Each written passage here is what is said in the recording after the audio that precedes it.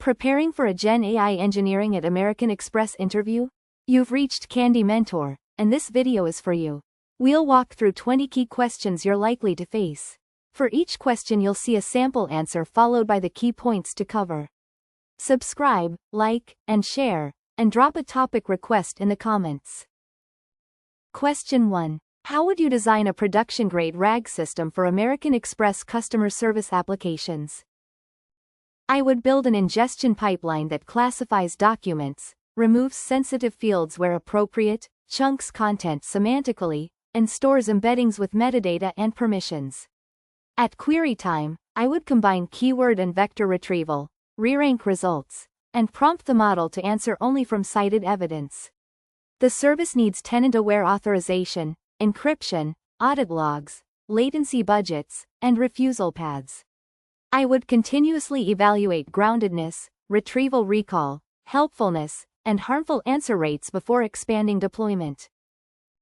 While answering, cover document ingestion, chunking, embeddings, hybrid retrieval, re-ranking, prompt construction, citations, latency, access controls, PE protection, observability, evaluation, and fallback behavior for high-risk financial responses. Question 2. What are the main differences between dense, sparse, and hybrid retrieval, and when would you use each? Dense retrieval converts text into embeddings and finds semantically similar content, which helps with paraphrases. Sparse retrieval, such as BM25, excels at exact terms, policy numbers, merchant names, and transaction identifiers. Hybrid retrieval combines both, often using reciprocal rank fusion or a learned re-ranker. For American Express, I would favor hybrid search because customer questions mix natural language with precise financial terminology. I would validate the choice using recall, precision, answer grounding, and latency measurements. Make sure to cover semantic similarity, exact keyword matching, embeddings, BM25, terminology and identifiers, recall, precision, fusion methods, re-ranking, latency, and why financial applications often benefit from hybrid retrieval. Question 3. How would you choose chunk size and overlap for a financial document RAG pipeline? I would not choose chunk size by rule of thumb alone. I would preserve headings, clauses, tables, and policy boundaries, then test several token ranges against representative questions. Moderate overlap can prevent boundary loss, but excessive overlap increases storage and duplicate retrieval. For long policies, I might retrieve small child chunks while returning their parent section for context. Metadata such as product, region, date, and document version also improves precision. Offline retrieval tests would determine the final configuration. In your answer, talk about semantic boundaries, document structure, token limits, overlap costs, tables, policies, retrieval precision, parent-child retrieval, metadata, and empirical evaluation rather than relying on a universal chunk size. Question 4. How do you evaluate whether a RAG system is actually improving answer quality? I evaluate retrieval and generation separately. For retrieval, I measure recall at K, precision, and whether the correct version of a document appears. For answers, I measure faithfulness, relevance, completeness, citation correctness, refusal quality, and latency. I create a golden dataset from real, identified customer scenarios, supplement it with adversarial questions, and combine automated judges with expert review. Production monitoring then tracks drift, escalation rates, user feedback, and regressions after every model or index change. Be sure to mention retrieval recall, context precision, faithfulness, answer relevance, citation accuracy, human review, adversarial tests, production feedback, golden datasets, and separate evaluation of retrieval from generation. Question 5. What causes hallucinations in LLM applications, and how would you reduce them in a regulated financial setting? Hallucinations arise when the model lacks evidence, receives ambiguous instructions, or confidently completes from learned patterns. I reduce them by improving retrieval, requiring cited evidence, instructing the model to state uncertainty, and refusing unsupported financial claims. Structured outputs and deterministic tools help for calculations and policy checks. I would add input validation, response classifiers, red team tests, audit trails, and human escalation for consequential decisions. The goal is measurable risk reduction, not an unrealistic promise of zero hallucinations. Cover incomplete context, model priors, ambiguous prompts, retrieval failures, unsupported inference, constrained generation, citations, confidence signals, refusal policies, human escalation, monitoring, and the distinction between reducing and eliminating hallucinations. Question 6. How would you protect customer PE and confidential data in an LLM-based application? I would minimize data before it reaches the model, tokenize or redact unnecessary identifiers, and enforce purpose-based access at retrieval time. Requests would travel through private endpoints with encryption, strict retention controls, and approved model providers that do not train on customer prompts. Logs must avoid raw sensitive content or use protected storage with controlled access. I would test for prompt leakage, indirect disclosure, and cross-tenant retrieval, while maintaining audit trails and documented data governance approvals.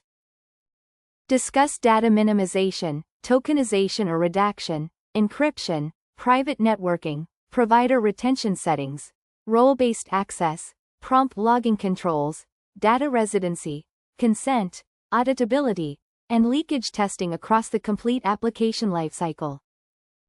Question 7. Explain how vector databases work and how you would select one for an enterprise RAG platform. A vector database stores embeddings and uses approximate nearest neighbor indexes to find nearby vectors efficiently. I would compare HNSW and IVF options, then assess metadata filtering, update behavior, replication, durability, isolation, observability, and operational cost. Enterprise selection also depends on encryption, access controls, regional deployment, SDK maturity, and integration with existing data platforms. I would benchmark recall, P95 latency, throughput, and index build time using realistic document volumes rather than relying on vendor benchmarks. Mention embedding storage, approximate nearest neighbor indexes, HNSW or IVF, metadata filtering, filtering order, updates, durability, replication, scaling, tenancy, security, observability, cost, and integration with existing American Express infrastructure. Question 8. How would you handle document updates, deletions, and versioning in a RAG system? I would assign every source document a stable identifier and maintain version, effective date, ownership, and checksum metadata. An event-driven pipeline would reprocess changed content and mark deleted versions with tombstones so stale vectors cannot be returned. Retrieval would filter by authorization and validity date, while deployment records would support rollback. I would retain audit history separately from the active index. For policy-heavy workflows, answer generation should explicitly cite the effective version used. In your answer, cover immutable document identifiers, version metadata, event-driven ingestion, tombstones, re-embedding, stale index prevention, effective dates, rollback, audit history, and ensuring retrieval never exposes superseded policies. Question 9. When should an LLM application use tool calling instead of generating an answer directly? I use tool calling whenever the answer depends on authoritative, current, or deterministic data. A model should not invent a balance, calculate rewards informally, or execute a payment from free-form text. I expose narrowly scoped APIs with typed schemas, authorization checks, validation, ID impotency, and clear error responses. The model can explain results, but the system owns execution. For consequential actions, I require explicit confirmation and maintain an auditable record of the request, tool call, and outcome. Be sure to discuss authoritative data, calculations, transactions, deterministic APIs, schemas, validation, authorization, ID impotency, confirmation, error handling, and why tools are essential for account or payment-related operations. Question 10. Design an AI agent that can resolve a card member support request while remaining safe and controllable. I would design a bounded agent with explicit intents, a small approved toolset, and a state machine rather than unrestricted autonomous planning. It could retrieve policy details, inspect authorized account data, and draft options, but irreversible actions would require confirmation or human approval. Each tool would enforce authorization independently. I would add timeouts, retry limits, sensitive intent escalation, complete traces, and deterministic fallback responses. This balances helpful automation with the control expected in financial services. Cover intent detection, planning limits, approved tools, state management, authorization, confirmation, policy retrieval, guardrails, escalation, timeouts, retries, observability, and separation between recommendations and irreversible actions. Question 11. What are the main risks of using autonomous AI agents in financial services workflows? The biggest risks are unauthorized actions, prompt injection, sensitive data exposure, cascading tool errors, and unclear accountability. An agent can turn a small misunderstanding into a consequential transaction if its permissions are too broad. I would apply least privilege, typed tools, allo lists, approval gates, sandboxing, transaction limits, and independent authorization. High-impact decisions need human oversight and explainable evidence. I would begin with read-only assistance, measure failure modes, and expand autonomy only when controls and evaluation justify it. Discuss excessive agency, unauthorized actions, prompt injection, data leakage, compounding errors, tool abuse, non-determinism, accountability, bias, monitoring, human oversight, least privilege, and risk-tiered deployment decisions. Question 12. How would you defend a RAG application against prompt injection in retrieved documents? I treat every retrieved document as untrusted content, never as an instruction source.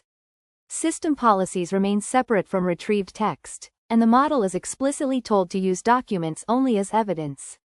Tools enforce permissions outside the model, so injected text cannot authorize actions. I would scan sources, maintain trusted document metadata, validate outputs, and test direct and indirect injection attacks. Sensitive workflows should use read-only retrieval or human approval, because prompt instructions alone are not a sufficient defense.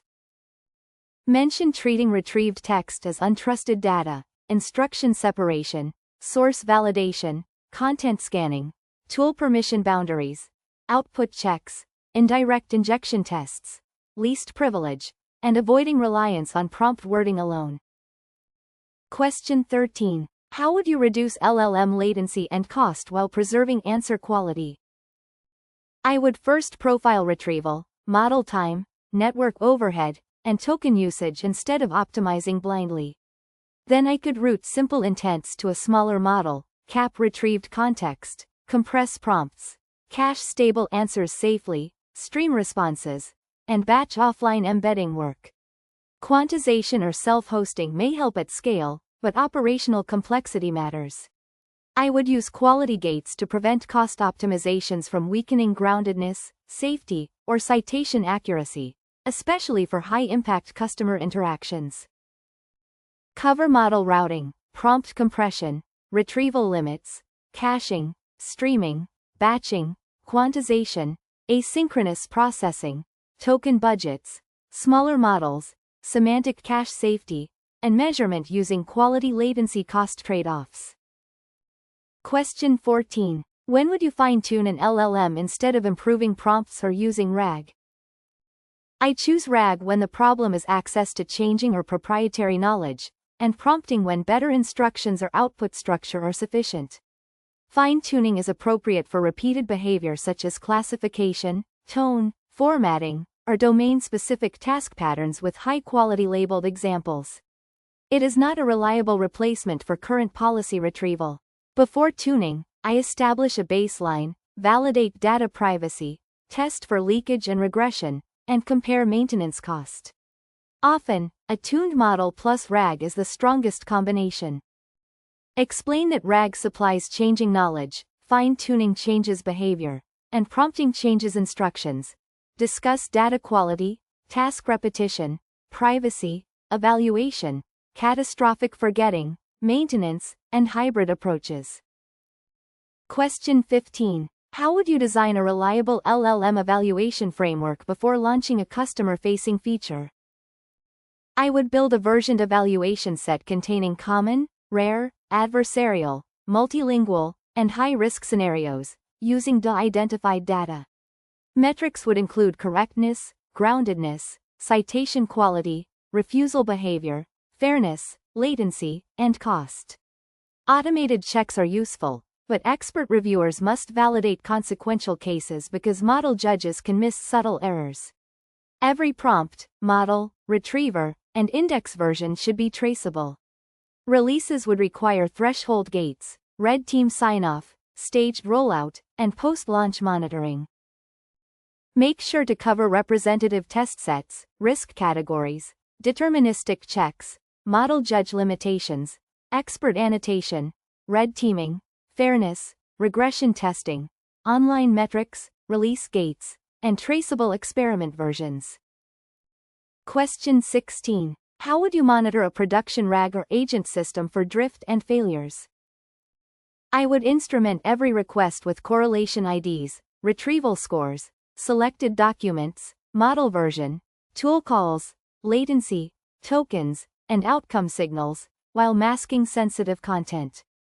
Dashboards would track retrieval degradation, unanswered questions, hallucination reports, escalations, cost, and safety violations. I would sample conversations for expert review and compare current distributions with evaluation baselines to detect drift. Alerts should trigger investigation, traffic reduction, or rollback, with incident procedures covering both technical and governance teams.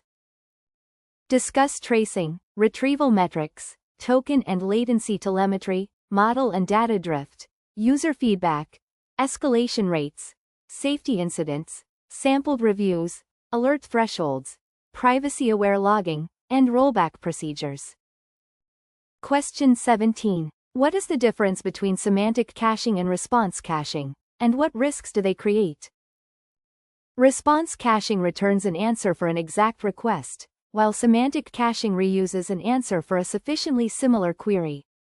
Semantic caching can reduce latency and cost, but similarity does not guarantee equivalent intent. I would avoid caching personalized account information unless the key includes a secure user and authorization context. Cached content also needs expiration and invalidation when policies change. I would apply semantic caching mainly to stable, low-risk informational questions and measure false hit rates carefully. Cover exact versus similarity-based cache keys, freshness, user-specific authorization, personalized data, invalidation, privacy leakage, threshold tuning, deterministic tools, and safe applicability in customer service scenarios. Question 18. How would you handle ambiguous user questions or requests that require clarification? I would detect ambiguity before retrieval or action, using intent and entity confidence rather than guessing from incomplete text. For example, a request to change a payment could require identifying the account, amount, and intended date. I would ask the smallest clarifying question that resolves the risk, preserve conversation context, and show interpreted details before execution. Informational questions may tolerate a cautious assumption, but transactional or security-sensitive requests should default to clarification or escalation. Mention intent classification, confidence thresholds, clarification strategies, contextual state, avoiding assumptions, user effort, safe defaults, escalation, and distinct handling for informational versus transactional requests. Question 19. How would you make an LLM-based financial assistant explainable to customers and internal reviewers? I would provide a concise explanation tied to the retrieved policy, data source, and timestamp, rather than exposing private chain of thought. The response should distinguish facts, assumptions, and recommendations, and clearly state when evidence is missing. Internally, I would preserve structured traces of retrieval, tool inputs, model versions, and approvals for audit and reproduction. For disputed or high-impact outcomes, a human reviewer should access the evidence and override the system. Explainability must support accountability, not merely sound persuasive. Discuss evidence citations, decision boundaries, structured reasoning summaries, source timestamps, confidence limitations, audit logs, reproducibility, human review, avoiding fabricated chain of thought, and separating explanation from hidden internal reasoning. Question 20. How would you productionize and govern a GenAI feature across development, security, compliance, and operations? I would treat the feature like a governed production service, not a prompt experiment.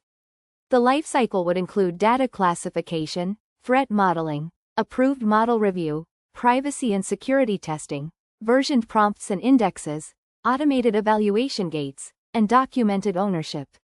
Deployment would use canaries, feature flags, rollback, and continuous monitoring. Access reviews, audit records, incident response, and cost budgets would be mandatory. For American Express, responsible AI controls must be designed with engineering rather than added after launch. In your answer, cover threat modeling, data classification, model approval, CD evaluation gates, prompt and index versioning, access reviews, incident response, cost ownership, staged rollout, documentation, and responsible AI governance. If you are still with us, congratulations. You are much ahead of the rest and serious about preparing for your interview. We hope we were able to add value to your preparation and create some helpful content. Do not forget to like and share this video. Your small act can do great things for us.